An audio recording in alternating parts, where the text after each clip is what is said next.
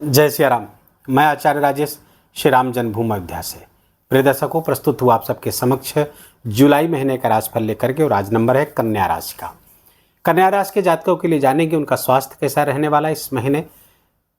धनागमन, धन संचयन, प्रेम प्यार, शिक्षा, संतान, व्यापार, व्यवसाय, कैरियर, गृहस्थ जीवन, भाग्य, सबके बारे में विस्तार से जानेंगे। साथ ही उन उपायों के बारे में जानेंगे जिससे महीना आपके लिए बेहद खास हो। जुलाई महीना बहुत महत्वपूर्ण है आपके लिए। क्यों? क्योंकि शनिदेव इस समय वक्री होने जा रहे हैं, 13 जुलाई से वक्री हो जाएंगे। बुधदेव भी वक्री होकर के गोचर कर रहे हैं, और साथ ही साथ यहाँ पर सूर्य अपना ही राशि परिवर्तन करेंगे, मंगल नक्षत्र परिवर्तन करने वाले हैं। क्या परिणाम इस सबका प्राप्त होगा आपको? क्योंकि शुक्र यहाँ पर बहुत ही खूबसूरत योग बना करके गोचर करने वाले हैं इस महीने। ये वीडियो आपके चंद्र राशि पर आधारित है, और यदि आपको अपनी चंद्र राशि नहीं पता है तो अपने प्रचलित नाम के आधार पर इस वीडियो को देखिएगा, लाभ उठाइएगा। पहले एक ससरी निगाह से देखेंगे कि इस महीने आपके लिए ग्रहों ने कैसी फील्डिंग लगाई है, क्या सेट किया है। तो राशि स्थान खाली है, द्वितीय, तृतीय, चतुर्थ, पंचम स्थान खाली। छठे स्थान पर राहु देव का गोचर चल रहा है, बड़ा अच्छा गोचर है। यहाँ पर शनिदेव वक्री हो रहे हैं 13 जुलाई से सप्तम स्थान पर।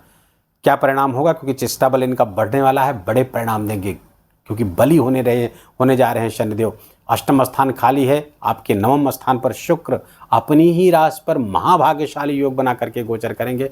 बहुत खूबसूरत गोचर है शुक्र देव का। सूर्य और गुरु आपके चतुर्थ स्थान पर गोचर करेंगे। देवगुरु बृहस्पति लंबे समय से गोचर कर रहे हैं, लंबे समय तक गोचर करेंगे। यहीं पर ये जून 2026 तक रहने वाले हैं। सूर्यदेव 16 जुलाई तक यहाँ रहेंगे। 16 जुलाई के बाद ये आपके एकादश स्थान लाभ स्थान पर गोचर करेंगे। वहाँ पर पहले से ही बुध देव इनका इंतजार कर रहे हैं। बुधादित्य योग बन जाएगा, लाभ स्थान पर बहुत अच्छा गोचर है ये। और आपके द्वादश स्थान पर मंगल केतु का विस्फोटक योग बना हुआ है। चिंता करने की जरूरत नहीं, क्योंकि यहाँ पर अधिवित्र की राशि पर गोचर कर रहे हैं, इसलिए चिंता किसी बात की करने की आवश्यकता आपको नहीं है। अब आते हैं क्या परिणाम प्राप्त होगा। सबसे पहले स्वास्थ्य के स्वामी बुधदेव वक्री होकर के लाभ स्थान पर गोचर करेंगे। स्वास्थ्य से लाभ की स्थिति बनाकर गोचर कर रहे हैं, कहीं कोई चिंता की बात नहीं। राहु आपके छठे स्थान पर गोचर कर रहे हैं। थोड़ा सा कॉन्स्टिपेशन के प्रति आपको सावधान रहने की आवश्यकता है। आपको पाइल्स आदि की समस्या हो सकती है, दांत आदि की समस्या हो सकती है, तो थोड़ा सा इस पर काशस रहने की आवश्यकता है, ध्यान देने की आवश्यकता है। बाकी ऑलमोस्ट आपका हेल्थ बेहतर रहने वाला है। शिक्षा संतान की बात करें तो शिक्षा संतान के स्वामी शनिदेव सप्तम स्थान पर गोचर कर रहे हैं, और यहाँ पर वो वक्री हो रहे हैं। वक्री होंगे तो एक घर पीछे का लाभ देंगे। कंपटीशन में कन्या राशि के विजय की सूचना लेकर के आ रहे हैं। यदि आप स्वयं या आपकी संतान किसी भी प्रकार की कंपटीशन दे रही है तो नवंबर तक, क्योंकि 28 नवंबर तक शनिदेव वक्री रहने वाले हैं। यहाँ पर 13 जुलाई से 28 नवंबर तक वक्री रहेंगे। इस बीच अगर कोई प्रतियोगी परीक्षा होती है उसको आप क्रैक कर पाएंगे। आपके पढ़ाई में और खासकर कॉम्पिटिटिव बुद्धि आपकी जागृत होगी। कंपटीशन के प्रति आप किसी भी प्रकार का कंपटीशन हो, चाहे शिक्षा का हो, चाहे अन्य प्रकार का कोई कंपटीशन हो, आपके व्यापार में, ऑफिस में, किसी भी प्रकार के कंपटीशन में आप विजयी होते हुए दिख रहे हैं। ये बहुत अच्छी स्थिति है। प्रेम प्यार के लिए इस समय अच्छा बिल्कुल नहीं है, क्योंकि सूर्य की दृष्टि पड़ रही है यहाँ पर 16 जुलाई के बाद। आपका अहंकार, आपका ईगो आपके प्रेम जीवन में समस्याएं पैदा करता हुआ दिख रहा है। उसके प्रति सावधान रहे। यद्यपि शुक्र का उसमें साथ आपको मिलेगा, लेकिन यहाँ पर प्रेम जीवन थोड़ा सा संकट में आता हुआ आपका दिख रहा है 16 जुलाई के बाद में।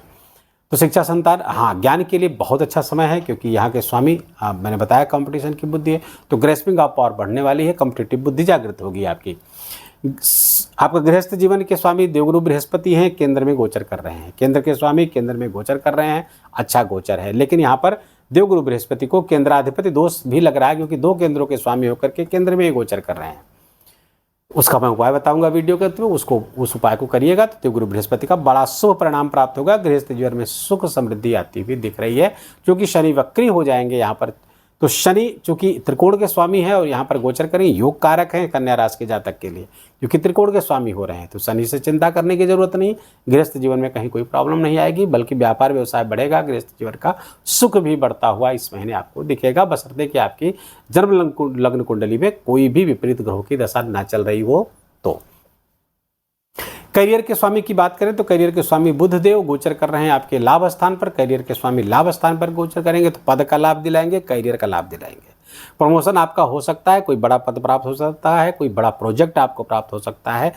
करियर विशेष प्रकार से फलित होता हुआ दिख रहा है, क्योंकि शनिदेव का वक्रत्व तो जब यहाँ पर छठे स्थान को प्रभाव मिलेगा तो नौकरी लगने की संभावनाओं को बढ़ा रहे हैं। नौकरी की तलाश है तो नौकरी आपकी लग सकती है। समय बहुत अनुकूल है, इस बीच आप अपने प्रयास को बढ़ा दीजिए। भाग्य स्थान की बात करें तो भाग्य स्थान के स्वामी भाग्य स्थान पर ही गोचर कर रहे हैं और इसे महाभाग्यशाली योग कहा जाता है। और आप ध्यान दें कि इनकम के स्वामी, धन के स्वामी गोचर कहाँ कर रहे हैं? भाग्य स्थान। तो भाग्य से आपके धन वृद्धि होती हुई दिख रही है। अपने भाग्य से, पिता से, इन सब से आपको धन लाभ होता हुआ दिख रहा है। इनकम की बात अगर आप करें तो इनकम के स्थान पर सूर्य और बुध विराजमान है। इनकम बढ़ता हुआ दिख रहा है, सूर्य को प्रकाशित करेंगे। एकादश स्थान ऐसा स्थान है जहाँ पे कोई भी ग्रह जाकर के बुरा परिणाम नहीं देता है। वो योग कारक हो ना योग कारक हो, फिर भी अच्छे परिणाम देने के लिए यहाँ पर बाध्य हो जाता है। तो पद का लाभ होता हुआ बिल्कुल दिख रहा है। सूर्य चूँकि सरकार के स्वामी होते हैं, सरकार के कारक होते हैं, तो सरकारी सेवा से यदि आप जुड़े हुए हैं तो विशेष लाभ की स्थिति यहाँ बना रहे हैं। द्वादश स्थान से द्वादश गोचर करेंगे, खर्चों में नियंत्रण आएगा आपका। तो ये कुल मिलाकर के बेहतर स्थिति है। द्वादश स्थान पर मंगल और केतु का गोचर अच्छा नहीं है। खर्चे तो बढ़ाए हैं, लेकिन सूर्य का ये गोचर खर्चों पर नियंत्रण लाने के लिए पर्याप्त है। खर्चों पर नियंत्रण कन्या राशि के जातकों को प्राप्त होगा। लेकिन ध्यान रहे, द्वादश स्थान पर मंगल और केतु का गोचर, जो लोग बाहर हैं, अपने देश से बाहर फॉरेन में काम कर रहे हैं, मल्टीनेशनल एमएनसीज में काम कर रहे हैं, उनको बहुत सावधान रहने की आवश्यकता है। अपने बॉस से कोई कॉन्फ्लिक्ट मोल न ले, कोई लड़ाई झगड़ा न करें, अन्यथा आपको नुकसान पहुंच सकता है। ज़मीन आदि आप फॉरेन में रह रहे हैं, खरीदना चाहते हैं तो बहुत देखभाल करके खरीदेंगे, क्योंकि यहाँ पर केतु है, थोड़ी समस्या पैदा कर सकते हैं। फॉरेन में रहना आपके लिए शुभ रहेगा। अगर विदेश से किसी प्रकार से जुड़े हुए हैं, इंपोर्ट का व्यवसाय है, मल्टीनेशनल एमएनसीज में काम करते हैं, उन सब के लिए विशेष स्थिति करता हुआ दिख रहा है। लेकिन सावधानी आपको अपेक्षित है, क्योंकि वहाँ पर विस्फोटक योग बना हुआ है। कहीं ऐसा ना हो कि आप इस समय युद्ध की स्थिति लगातार बनी हुई रहने वाली है। अब पूर्वा फाल्गुनी नक्षत्र पर मंगल जा रहे हैं, तो विस्फोटक स्थितियाँ तो निश्चित रूप से बनी रहने वाली हैं। तो कहीं किसी झगड़े में, किसी पचड़े में आप न फंस जाएं, इस बात का ध्यान रखना होगा। और इससे पहले कि कोई समस्या पैदा हो तो उसके निदान के लिए प्रयास पहले से ही कर लीजिए। राशि के स्वामी का वहाँ पर गोचर करना अपने पराक्रम पुरुषार्थ से धन अर्जन करने की स्थिति आप बनती हुई दिख रही है। और आपके धन स्थान के स्वामी भाग्य स्थान पर गोचर करें, मैंने पहले बताया, भाग्य से धन वृद्धि होती हुई दिख रही है। कौटुंबिक संपत्ति का लाभ आपको होता हुआ दिख रहा है। भाग्य उसमें विशेष आपको लाभ देगा। पराक्रम स्थान के स्वामी का आपके अधिमित्र की साइन पर गोचर कर रहे हैं। कहाँ पर? द्वादश स्थान पर गोचर कर रहे हैं। तो पराक्रम पुरुषार्थ अधिकांश आपका कहाँ लगा हुआ है? फॉरेन में, विदेश में, किसी हॉस्पिटल में, इस तरह की चीज़ों पर लगा हुआ, खर्चे पर लगा हुआ, ये चीज़ें यहाँ पर जा रही हैं। पराक्रम पुरुषार्थ आपका यहाँ पर केंद्रित होता हुआ दिख रहा है। तो लाभ तो है, लेकिन सावधानी फिर भी अपेक्षित रहेगी। सुख स्थान के स्वामी देवगुरु बृहस्पति कर्म स्थान पर गोचर कर रहे हैं, तो अपने कर्म से सुख अर्जन करते हुए दिख रहे हैं। लेकिन मैंने बताया केंद्राधिपति दोष यहाँ पर मंगल को लग रहा है, सूर्य को, देवगुरु बृहस्पति को लग रहा है केंद्राधिपति, क्योंकि दो केंद्रों के स्वामी हो रहे हैं। विष्णु सहस्त्र नाम का पाठ एकमात्र पाठ है। जो विष्णु सहस्त्र नाम का पाठ यदि आप करते रहेंगे तो गुरु का जो बल है वो बढ़ जाएगा और आपको विशेष लाभ देगा। अंधों को भोजन बिल्कुल कराते रहिए आप, जब तक कि देवगुरु बृहस्पति केंद्र में है आपके, और ये जून 26 तक रहने वाले हैं। तो आपको जून 2026 तक रहेंगे। तो आप अंधों को भोजन समय समय पर, महीने में, 2 महीने में 10 अंधों को पुरुष अंधों को बुला करके या उनके पास जा करके उनको भोजन कराइए। धन नहीं देना है उनको, केवल भोजन कराना है और पुरुष अंधों को कराना है, इस बात का ध्यान रखिएगा। बाकी उपाय हम इस महीने का उपाय बताएं, उसके पहले मैं उन कुछ व्रत त्योहारों को लूँगा। जो पिछले कुछ वीडियो में छूट गया था, तो लोगों ने बड़ा फ़ोन किया, देश विदेश से बहुत कॉल आए, व्हाट्सअप मैसेज किया लोगों ने, कमेंट में किया। तो इस बार पुनः मैं शामिल कर रहा हूँ, क्योंकि एकादशी व्रत बहुत महत्वपूर्ण है। एकादशी व्रत न केवल उसके आध्यात्मिक और धार्मिक लाभ तो बहुत बड़े ही हैं, ज्योतिषीय लाभ इसका बहुत बड़ा है। और इससे शनि, राहु, केतु, देवगुरु बृहस्पति, बुध सब आपके लिए अनुकूल होते हुए दिखते हैं एकादशी व्रत करने मात्र से ही। आर्थिक समस्याओं पर नियंत्रण होता है एकादशी व्रत करने से, मानसिक समस्याओं पर नियंत्रण होता है। ज्योतिषीय महत्व बहुत है इसका, इसको नोट कर लीजिए। देवशयनी एकादशी 6 जुलाई को है। इस दिन से भगवान विष्णु योग निद्रा में चले जाएंगे। 4 महीने के लिए मांगलिक कार्य, विवाह आदि बंद हो जाएंगे। तो 6 जुलाई को देवशयनी एकादशी है और 21 जुलाई को कामदा एकादशी है। सबके लिए, स्मार्त और वैष्णव सबके लिए है 21 जुलाई और 6 जुलाई दोनों।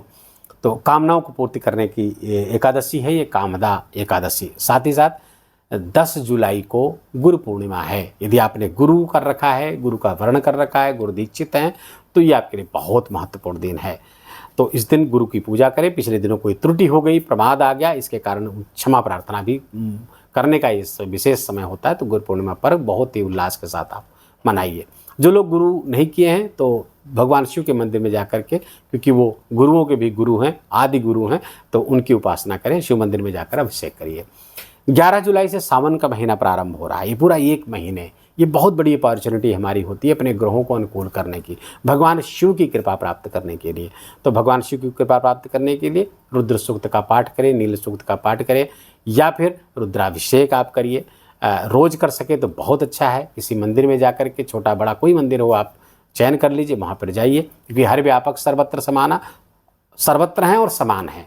ये नहीं कि ज्योतिर्लिंगों में ज़्यादा है और कहीं और कम है, सब जगह है, बशर्ते आपकी श्रद्धा निष्ठा उस स्तर की हो, विश्वास उस स्तर का हो, तो भगवान सब जगह विराजमान है। किसी भी छोटे मंदिर में जाकर के या बड़े मंदिर में, जहाँ भी आपके लिए अनुकूलता हो, वहाँ रुद्राभिषेक करिए।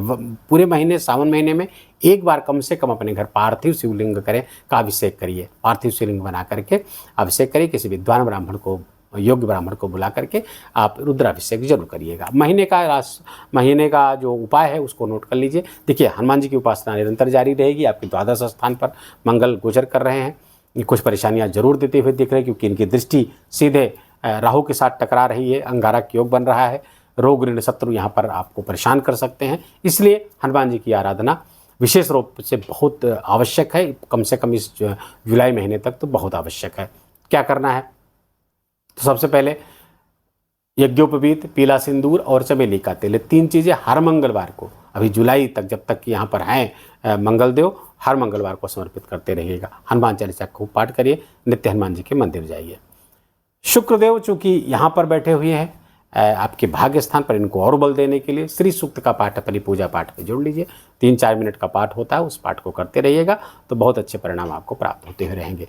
केतु की अनुकूलता के लिए फ्लैग, झंडा अपने घर पर या मंदिर पर आप दान करिएगा, लगवाइएगा। इससे केतु की विशेष प्रसन्नता आपको प्राप्त होगी। वीडियो यदि आपको काम का लगा हो, आपको अच्छा लगा हो, मेरा बोलना आपका सुनना दोनों सार्थक, बहुत कृपा करके वीडियो को लाइक करिएगा। अपनों के साथ इसको शेयर करके उनको भी इसका लाभ दीजिए। कमेंट में जाकर के जय सिया राम लिखना बिल्कुल भी मत भूलिएगा। मेरा विशेष निवेदन, विशेष आग्रह आपसे हाथ जोड़ करके। चैनल पर नए हैं तो इसको सब्सक्राइब कर लीजिए, बेल आइकन की घंटी दबा लीजिए। प्लीज़ अपना बहुत बहुत ख्याल रखिए, अपनों का ख्याल रखिए, माता पिता की खूब सेवा करके उनका आशीर्वाद लीजिए। जय जय सिया राम।